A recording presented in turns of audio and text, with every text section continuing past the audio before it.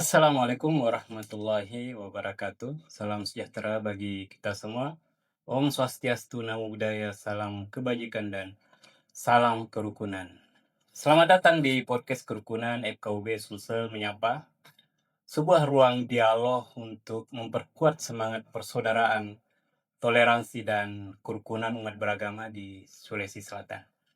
Pada kesempatan kali ini kita mengangkat tema yang sangat relevan dan dengan semangat memperingati kemerdekaan bangsa kita, yaitu mengisi kemerdekaan melalui kerukunan umat beragama.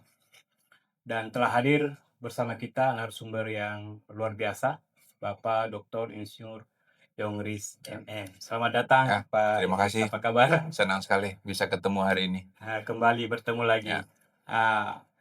Pak Yon, Ya.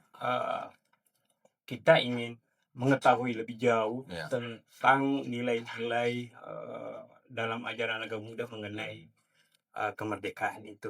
Ya. Baik, sebenarnya membahas tentang kemerdekaan sangat luas kan artinya. Tapi ada satu hal yang sangat penting sekali. Dalam ajaran agama Buddha disebut, ada satu kalimatnya Buddha yang sangat penting sekali. Samaganang taposuko. Artinya upaya orang-orang yang bersatu. Itulah sebenarnya sebab munculnya kebahagiaan untuk dirinya dan lingkungannya. Kemerdekaan itu sebenarnya Indonesia bisa merdeka bebas dari penjajahan. Apakah penjajahan Portugis dulu atau Belanda? Kuncinya satu kan, karena kita bersatu. Persatuan. Ya, persatuan. Banyak negara-negara yang baru merdeka tahun-tahun 7, ada yang baru merdeka tahun 70-an. Ada yang merdeka tahun 80, terlambat sekali mereka merdeka. Karena apa? Di dalamnya tidak bisa bersatu. Jadi mereka antar mereka cekcok, konflik, orang bilang ya konflik, terjadi konflik persaudaraan di dalam. Akhirnya orang-orang dari luar itu lebih gampang untuk menguasai mereka. Oleh sebab itu, kita pernah dengar dulu ada istilah waktu kita sekolah divide et impera. Mereka berusaha memecah belah kita. Karena memang kalau orang satu negara itu terpecah, satu bangsa terpecah, mereka akan sulit sekali untuk bisa merebut kemerdekaan.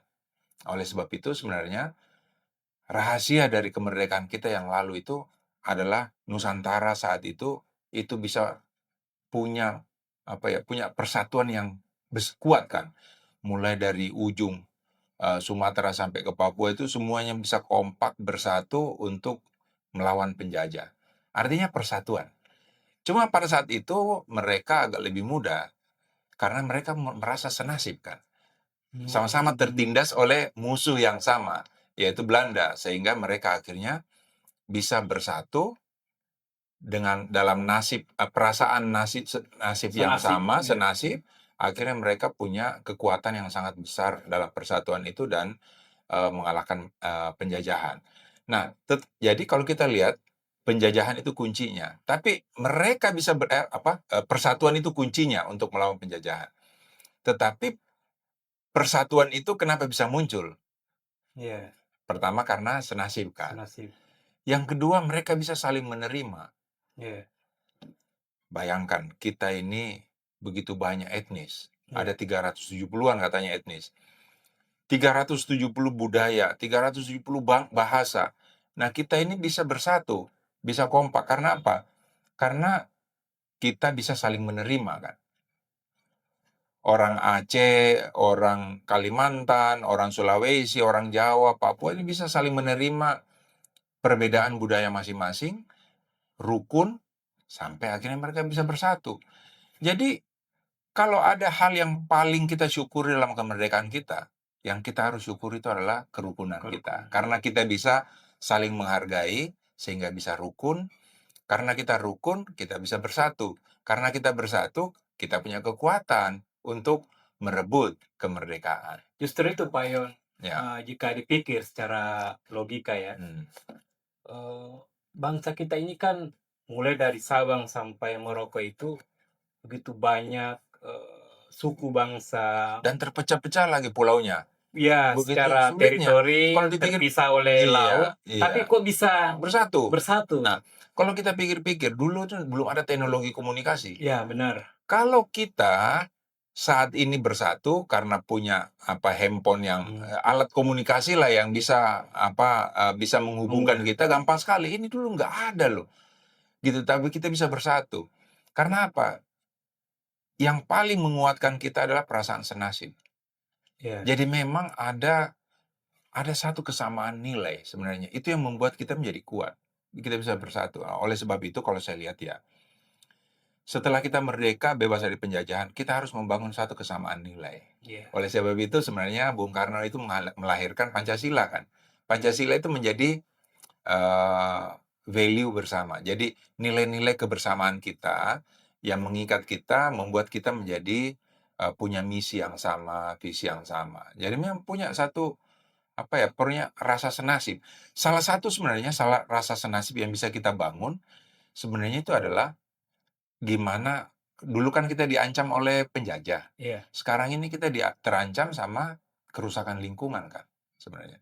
Jadi kegiatan-kegiatan sosial yang kita lakukan itu bisa aja sebenarnya menjadi penyatu kita. ya. Coba siapa yang mau perbaiki kondisi kota kita yang penuh sampah misalnya? Siapa yang bisa memperbaiki polusi?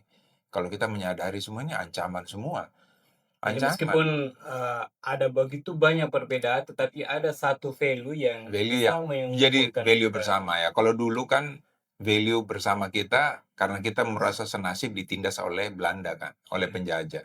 Nah, sekarang ini harusnya kita merasa bahwa kita ini punya punya satu misi sebenarnya untuk bagaimana bebas dari ancaman dari kerusakan alam misalnya, ancaman dari kemiskinan, ancaman kebodohan gitu. Cuma ini susahnya karena ancaman itu ndak real kadang-kadang. Orang merasa biasa saja ini sekarang.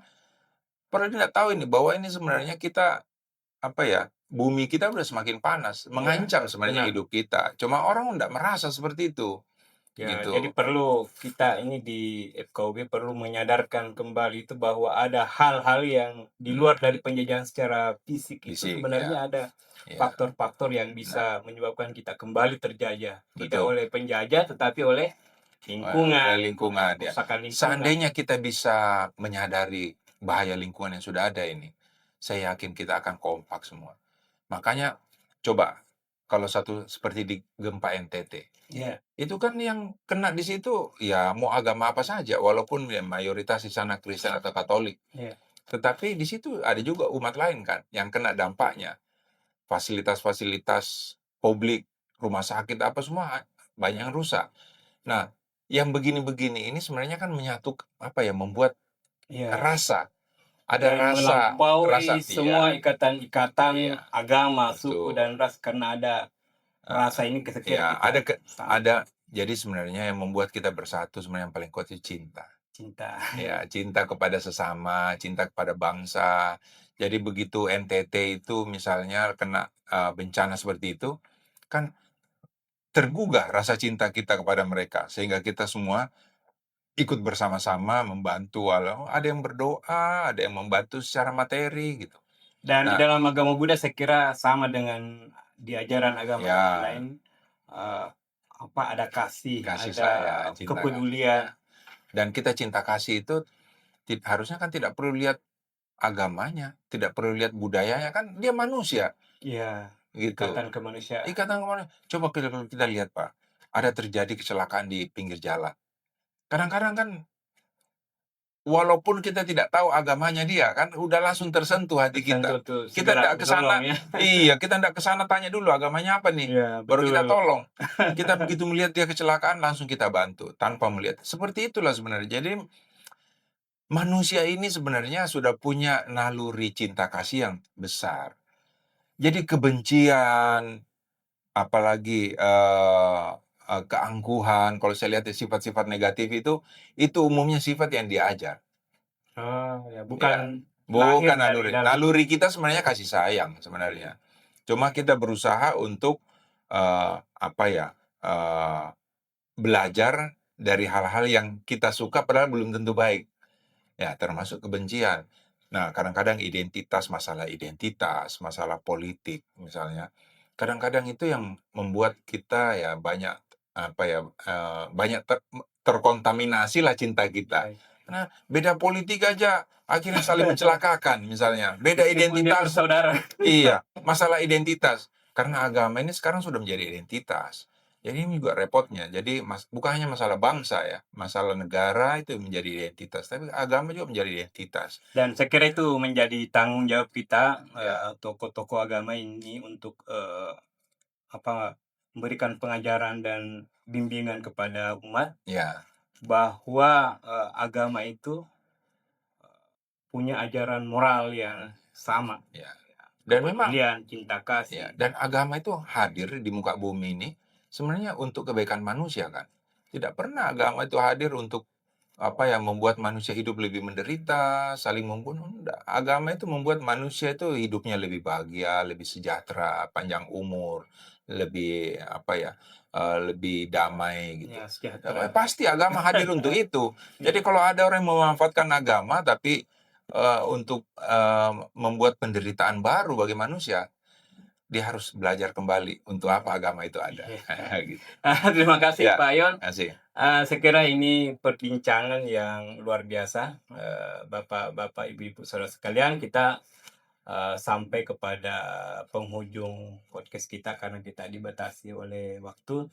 Namun dari dialog kita yang sangat singkat ini, saya kira kita dapat mengambil banyak pelajaran, terutama bagaimana agama kita ini hadir Hmm.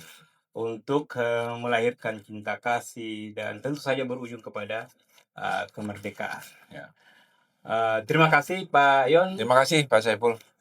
Semoga perjumpaan kita dan sapaan kita kepada hadirin sekalian ini bisa membawa kebaikan Ya, dan manfaat. manfaat, Ya. ya terutama. Eh, Demikian perbincangan kita. Saya Saifullah Rusmin pamit undur diri.